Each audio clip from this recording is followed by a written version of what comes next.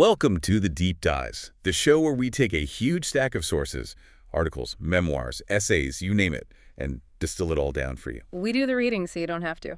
And today, we are tackling an absolute giant, a name that, it really defines a whole era of American literature, Stephen King. Born Stephen Edwin King, 1947, in Portland, Maine.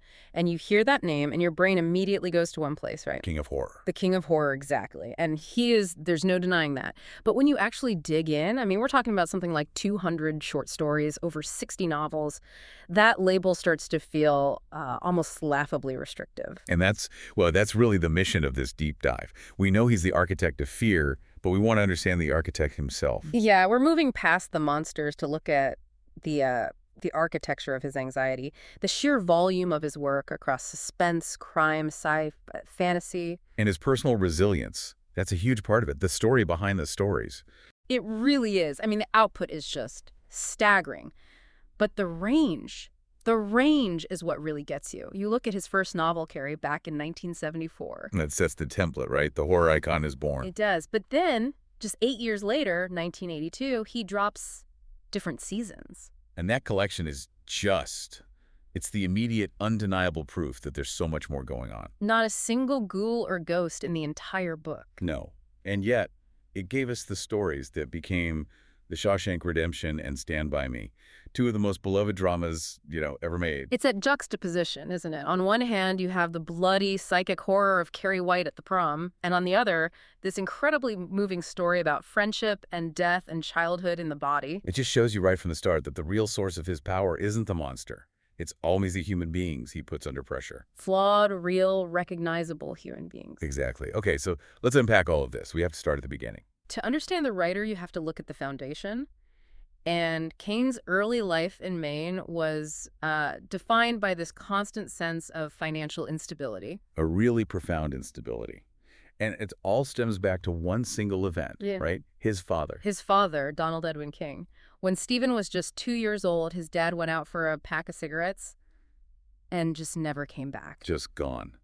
Leaving his mother, Nellie Ruth King, to raise Stephen and his older adopted brother David completely on her own. And the sources just paint this picture of a relentless struggle. She was always moving, chasing work from Illinois to Wisconsin to Massachusetts. Before finally landing back in Durham, Maine, to take care of her own aging parents. So you have this irony, the man who had become famous for creating these fictional, deeply rooted small towns like Derry and Castle Rock. Spent his own childhood as a transient, just watching his mom fight to keep their heads above water. Exactly. It's that lack of roots, that stress, that really fuels what comes next. He talks about having an unremarkable childhood, but it was anything but. And it created this incredibly active imagination. He was looking for some kind of control, and he found it in stories. He did really early on, around age 6 or 7. He started out just copying panels from comic books. So he's not just consuming them, he's trying to understand the structure. Right. And his mother sees this, and she gives him the push that basically changes everything. She looks at what he's doing and says something like, "I bet you could do better. Write one of your own." And what a thing to say to a kid. Oh, it was everything. King said it gave him this immense feeling of possibility. It was like she didn't just give him a suggestion, she handed him a key to this massive secret building and said, "Go open any door you want." Yeah, and that's the birth of the writer right there. At 7 years old, yeah. And that spark just sends him into this frenzy of reading. He's reading everything. Nancy Drew, pulp horror. Psycho. But there are a couple of books that really stand out as being truly formative. The first one was Richard Matheson's The Shrinking Man. He read that when he was 8. And if you think about it, it's a story about a man who is completely powerless, just shrinking away while the world becomes this huge, alien, terrifying place. It has to resonate with a kid who's feeling a lot of financial and social vulnerability himself. Absolutely. But the other book, the one that really taught him about the stakes of writing, that was Lord of the Flies. How so? What was so crucial about that one? It was the raw power of it. He described it as the first book that had strong ones that reached out of the pages and seized me by the throat. It wasn't just fun, it was visceral. Life or death. Exactly. It taught him that novels are for life or death, that the stakes have to feel monumental. It took reading from being a hobby to being something essential. And he was already getting paid for it, in a way.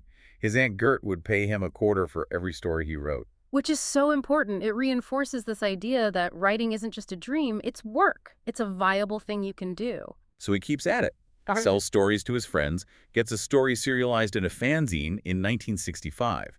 This wasn't some overnight success. It was years of grinding. Years of work. And then in 1966, he gets a scholarship to the University of Maine at Orono, graduates in 1970 with an English degree. And he finds some really important mentors there. Edward Holmes and Burton Hatlin. Hatlin especially. He ran a writing workshop. And that's where King met Tabitha Spruce, His future wife. They married in 1971, and their partnership, it's pretty clear that it became the stabilizing force that made his entire career possible. Which brings us right to that famous story, the story of Carrie. Right. It's 1973. He's an English teacher. They're living in a trailer. They're broke. And he has this idea. What if you combined adolescent cruelty with telekinesis? He writes 3 pages. And he hates it. He thinks the idea is thin, he's exhausted, and he throws them in the trash. And this is where Tabitha steps in. She pulls the pages out of the garbage, she reads them, and she sees the potential. She sees the psychological trauma he's tapped into. She tells him, "You've got something here. I really think you do." And that single moment, I mean, a wife literally rooting through the garbage because she believes in her husband's talent. That's the difference between a forgotten manuscript and a literary phenomenon. It's incredible. He finishes the novel, and they sell the paperback rights for $400,000. Half of which went to King. In one sale, they went from living in a trailer to being financially secure. It just launched him. So let's get into the philosophy behind that success. Because his longevity, it's not just luck. It's rooted in this very consistent, almost blue-collar approach to writing he lays out on writing. A very disciplined approach, and it all starts with the seed of the idea. For him, it's almost always that simple question. The what if. The what if. It's the little disruption that gets the whole engine running. So let's break that down. Like, what are some classic King what ifs? Well, they're usually a blend of something supernatural with something painfully mundane. What if an alcoholic writer struggling with sobriety gets stuck caretaking a haunted hotel in the dead of winter? That's The Shining. What if a man gets the ability to see the future and has to make these impossible moral choices? The Dead Zone. Or, much later. What if you could go back in time to stop the Kennedy assassination, but you had to deal with all the consequences? 112263. The story isn't about the monster. It's about how the what if affects a real person. Precisely. But his philosophy on where that story comes from, that's what's so fascinating. He doesn't believe stories are invented. Right. This is the stories as relics idea. He says they're found things, like fossils in the ground. I love that analogy. So if the writer isn't an inventor, they're more like an archaeologist. Exactly. The story already exists out there. Your job isn't to create it from nothing. Your job is to excavate it carefully. You use your tools, grammar, vocabulary, description to chip away all the rock and dust to reveal the fossil completely intact. So the technique is the same, whether you're uncovering a small seashell, a short story, or a giant T-Rex skeleton, like The Stand or It. The method doesn't change. It takes the pressure off of being original and replaces it with the discipline of being a careful discoverer. And that idea extends to how he handles his characters. He doesn't force them into a plot. This is the character autonomy thing. He really lets them surprise him. He does, and it's on purpose. He says they start out flat and unfeatured, but once he puts them in the what-if situation, they start to develop their own voices, their own histories, and then they dictate the story. He never makes them do things his way. He wants them to do things their way. Which is why it feels so psychologically real, even when the situation is completely fantastic. A real person dropped into that situation isn't going to be a perfect hero. They're going to screw up. They're going to panic. And that realism is why his work gets so much serious critical attention from people like Joyce Carol Oates. She pointed out that his real subject isn't monsters. It's small-town American life.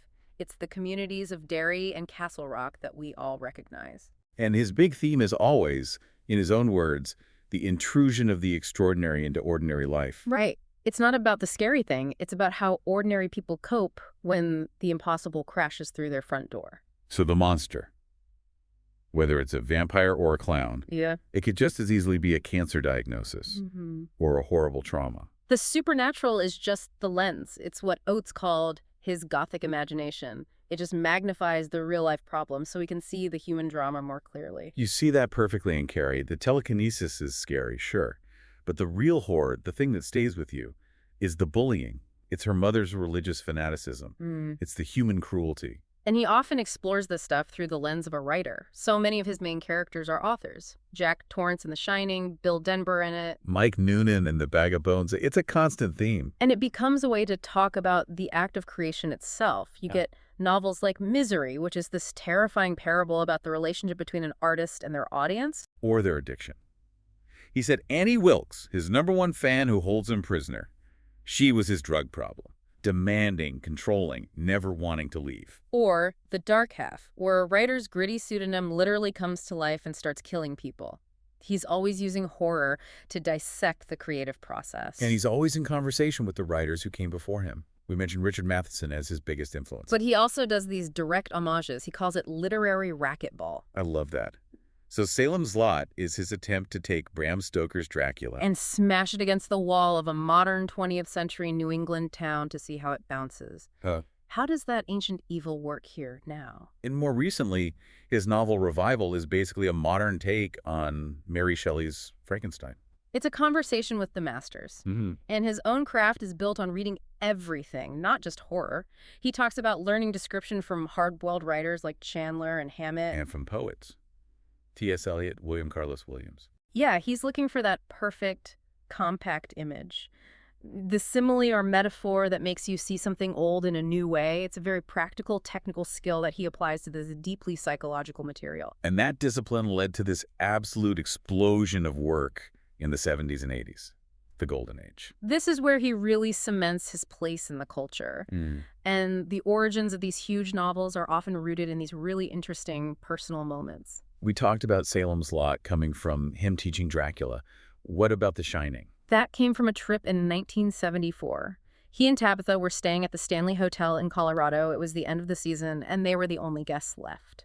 So they were in this huge, empty, echoing hotel. Exactly. And King, who is already struggling with his drinking, is sitting alone at the bar.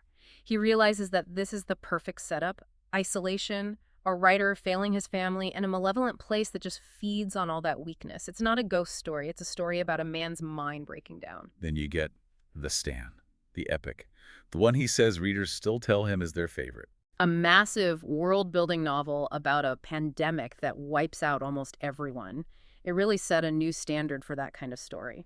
But then you have a book like Pet Sematary, where the inspiration was almost too real, too scary for him. Yeah, that came from when his family was living next to a busy highway where lots of pets were killed.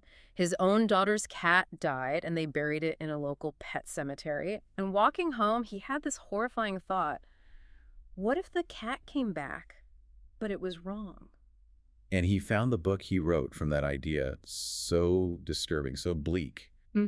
Especially because it deals with the death of a child. He put it in a drawer for years. He only published it because he had to fulfill a contract. He thought he'd gone too far with that one. And then, of course, there's it. His final exam on horror, as he called it. The idea was to take every classic monster, the vampire, the werewolf, the mummy, and put them all into one single shape-shifting entity. An entity that feeds on the specific fears of children. Right.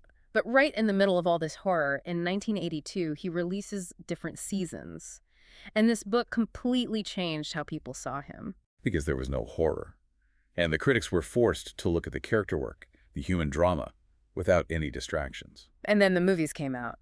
Stand By Me, The Shawshank Redemption. And they were huge critical and commercial successes. He said he got the best reviews of his life. It was the moment the literary world finally had to admit he was more than just a horror writer. He was a great American writer, period. But all that productivity created a practical problem. Back then, publishers had this rule. The one-book-a-year rule. Right. They thought the public wouldn't accept more than that from one author, which, for a writer as prolific as King, was a major roadblock. So he invents an escape hatch. He creates Richard Bachman. A pseudonym. A sheltered place, he called it, where he could release more books. He put out 5 novels as Bachman. Rage, The Long Walk, The Running Man. And the tone of those books was really different. They were darker, much grittier, more despairing, really. Less supernatural horror, more social commentary and dystopian dread. And people bought it. There's a great story about someone at the Literary Guild reading Thinner and saying it was what Stephen King would write like if Stephen King could really write. It's the perfect illustration of the bias he was up against. They thought Bachman was the serious writer because he didn't have King's blockbuster horror style. So he keeps the secret for 5 years. But in 1985... The whole thing comes crashing down, and it wasn't a journalist who figured it out. No, it was a bookstore clerk in Washington, D.C., a guy named Steve Brown. Just a really smart reader. He notices the stylistic tics are too similar, so he starts digging into publisher records. And he finds the copyright filing for Rage, and whose name is on it? Stephen King. Busted. I just love that story.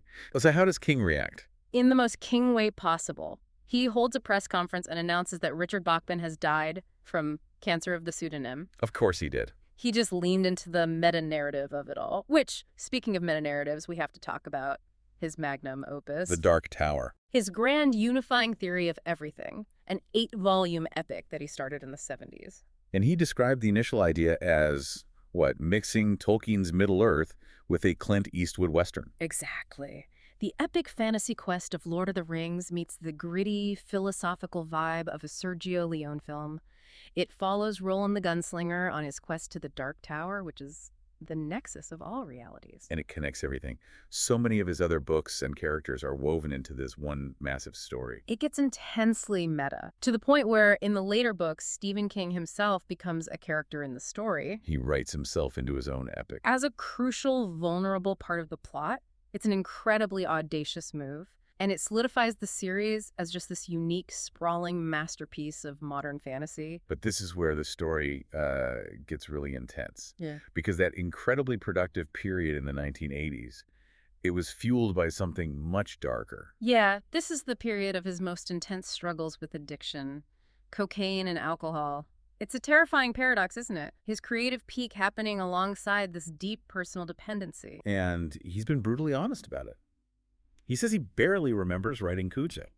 A whole novel just gone in a haze.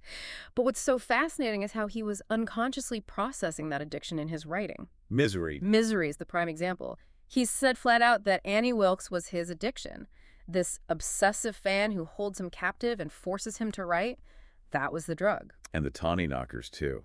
This alien influence that takes over town, making everyone dependent on its toxic power. Yeah. That's a direct metaphor for drug dependency. He was writing about the demon he was fighting, but hiding it inside a horror story. And it went on until his family, led by Tabitha, finally had to stage an intervention. A huge turning point. They confronted him with the evidence of his addiction, and he finally agreed to get help. And his work after that, after he gets sober, has a different kind of clarity. But his resilience was about to be tested in the most dramatic way possible. The accident, June 19th, 1999. He's on his daily walk on the shoulder of a road in Lovell, Maine. And a driver, distracted by his dog in his minivan, just veers off the road and hits him. And the injuries were catastrophic. A collapsed lung, a shattered hip. His leg was so badly broken, they considered amputating it. It's just horrific. And he said later the irony was just so dark. He was almost killed by a character straight out of one of his own books. Not some monster, just an ordinary guy in a minivan, a moment of distraction, and then disaster. The recovery was just brutal. He was in the hospital for weeks, multiple surgeries, and it had a huge impact on his writing. A physical impact. He tried to start working on writing again that July, but he could only sit for maybe 40 minutes at a time because of the pain. The trauma literally shaped the book. And in the aftermath, Tabitha did something really unusual to protect him. It's such a great story about their partnership. She was worried that the minivan that hit him would get sold on, eBay or something, become this morbid souvenir. So she just bought it. She bought the minivan from the driver, and then she had it crushed, just quietly removed it from existence. King said he had these revenge fantasies about smashing it with a sledgehammer, but her way was quieter, smarter, more protective. And the book that came out of that recovery on writing was this instant classic, part memoir, part style guide. Critics loved it. Roger Ebert said it was more useful than Strunk White's The Elements of Style. It was King laying his entire process bare for everyone to see. Around the same time, he also became a real pioneer in digital publishing. He really did. In 2000, he released a novella called Writing the Bullet exclusively as an ebook. It was called the world's first mass ebook. Over 500,000 downloads in the first day. It proved the model could work. And that led him to an even bigger experiment with the plan. Yeah, he released that online in installments using an honor system. Pay what you want. He asked for $1 an installment and said he'd only keep writing if at least 75% of readers paid up. A huge gamble. So what happened? People assume it failed, that nobody paid. But King said that wasn't it at all. The compliance rate was consistently over 75%.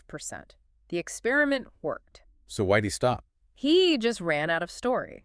The creative well ran dry for that particular project, but it proved the commercial point. He was always willing to challenge the industry norms. And that consistency continues. Before we move on, we have to mention the character of Holly Gibney. Oh, absolutely. She's one of his great recent creations. She started in the Mr. Mercedes trilogy as this very shy but brilliant investigator. And she was so popular, he just kept bringing her back. The Outsider, If It Bleeds, and then her own novel, Holly. And she's coming back again in 2025. Her evolution shows he's still deeply invested in creating these complex, grounded characters who can anchor his stories, even when they move away from the purely supernatural. So his cultural status is just. It's immense, which means the criticism can be just as intense. And that all came to a head in 2003. A huge flashpoint. He was awarded the Medal for Distinguished Contribution to American Letters from the National Book Awards, a very prestigious honor. And the literary establishment just exploded. It really did. Richard E. Snyder, a big shot publishing CEO, called his work non-literature. But the really vicious attack came from the famous critic Harold Bloom. What did Bloom say? Oh, he called it a dumbing down our cultural life.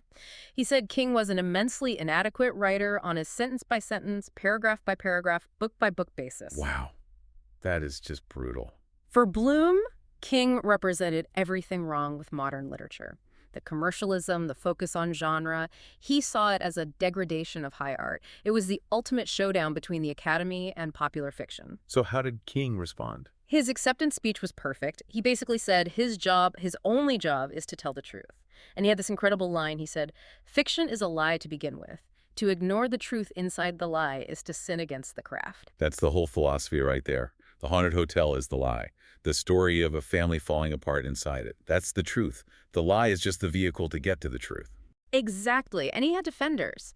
The novelist Cynthia Ozick called him a genuine, true-born writer. It was a major moment in arguing that popularity doesn't automatically cancel out literary merit. And he's consistently used that massive public platform to talk about other things, Yeah. especially wealth and taxes. Yeah, this is a huge theme for him. He has repeatedly, publicly called for the rich, including himself, to pay way more in taxes. He calls it a moral imperative. And it has so much credibility coming from him because he knows what it's like to be poor. He watched his mother struggle his whole childhood. It's not an abstract idea for him. Not at all. And politically, he's always been very open. He's endorsed Democrats from Gary Hart up to Joe Biden and Kamala Harris. But in 2022, he did something really surprising. He testified against his own publisher. It was incredible. He testified for the Justice Department to block the merger between Penguin Random House and Simon & Schuster. He argued that more consolidation would hurt writers, especially new writers just trying to get a start. And his testimony was credited with helping to kill the deal. He used his power to protect other authors. He did. But his political voice is probably loudest when it comes to his home state, Maine. Specifically, his very public feud with the former governor, Paul LePage. Oh, it was a war of words. King just went after him, calling LePage a bigot, a homophobe, and a racist. And it got really personal when LePage went on the radio and falsely claimed that King didn't pay his Maine income taxes. King's response was swift. Oh, yeah. He publicly demanded an apology, posted proof he pays millions in Maine taxes, and told the governor he was full of the stuff that makes the grass grow green. It just shows how fiercely protective he is of his identity as a Mainer. And that's backed up by his philanthropy. Yeah. He and Tabitha give away something like $4 million a year. And it's all very targeted at the community. They support libraries, schools, local fire departments. They'll buy them new Jaws of Life tools. It's practical help for the very kinds of small towns he writes about. And we should just briefly mention his creative energy spills over into all these other areas. Absolutely. Right. He wrote the screenplay for Creepshow. He directed one movie, Maximum Overdrive, which he now freely admits was a disaster. A disaster he blames on the fact that he was coked out of his mind the whole Yeah. time. The honesty is just incredible. It really is. He's also written a musical with John Mellencamp and T-Bone Burnett. And for years, he played guitar in a charity rock band with other authors called the Rock Bottom Remainders. He just seems to love the act of creating. in any form. He really does. So when we pull back and look at the whole picture, the legacy is it's undeniable. It's not just the sales or the movies. It's his commitment to combining this incredible, realistic detail of everyday life with these wild, imaginative genre ideas. And at its heart, so much of his work is really about family, marriage, memory. It's telling that when you ask him what his favorite of his own novels is, he doesn't pick one of the big horror ones. Which one does he pick? He picks Lizzie's story. Why that one? Because, he said, it was the one where he felt he got closest to writing about the secret world of a long marriage. For him, capturing that internal truth was the most difficult and most rewarding excavation he's ever done. And his peers see that. David Foster Wallace praised his deadly ear for the way people speak. And Sherman Alexie said that growing up on a reservation, he always identified with King's characters because King always writes about the underdog. The bullied kid, the overlooked person fighting back against these huge forces. The person striking against something much bigger than themselves. Whether that something's a sewer clown or just high school society. To bring it all home, King himself said that the real test for him, for any story, is to ask himself, if I've told the truth about the way real people would behave in a similar situation. That's the whole game. So after looking at this vast, terrifying, and deeply human body of work, we have to leave you with this question to think about. Is Stephen King's greatest achievement not the horrors he created, but the unflinching human truth he uncovered while searching for monsters? Because that's the difference, isn't it? A jump scare lasts a second, but that feeling of recognizing yourself in a character's fear, that lasts forever. The scariest thing is always the mirror. Something to think about until our next deep dive.